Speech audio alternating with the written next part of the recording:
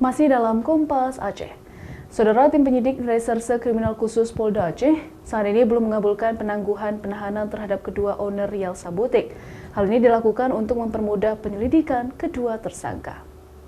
Sempat mengajukan penangguhan penahanan melalui kuasa hukumnya, owner Rial Sabotik yang telah ditetapkan sebagai tersangka, yaitu S dan SHA, yang merupakan pasangan suami istri tersebut, belum dikabulkan oleh pihak penyidik.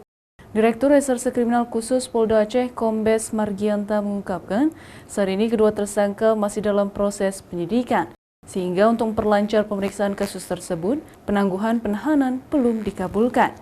Penangguhan tahanan itu hak penyidik dan hak keluarga tersangka maupun tersangka mengajukan, tetapi tidak menjadi keharusan.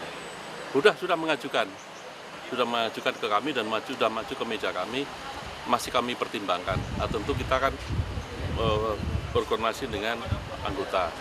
Sementara ini belum, karena kita masih proses penyidikan, belum maksimal. Kalau kita tangguhkan nanti jadi akan menghambat. Sebelumnya Polda Aceh menggandeng Pusat Pelaporan dan Analisis Transaksi Keuangan atau PPATK untuk menelusuri aliran dana dugaan investasi bodong Rial Sabotik. Investasi bodong itu dinilai mencapai 164 miliar rupiah. Syahril, Kompas TV, Banda Aceh.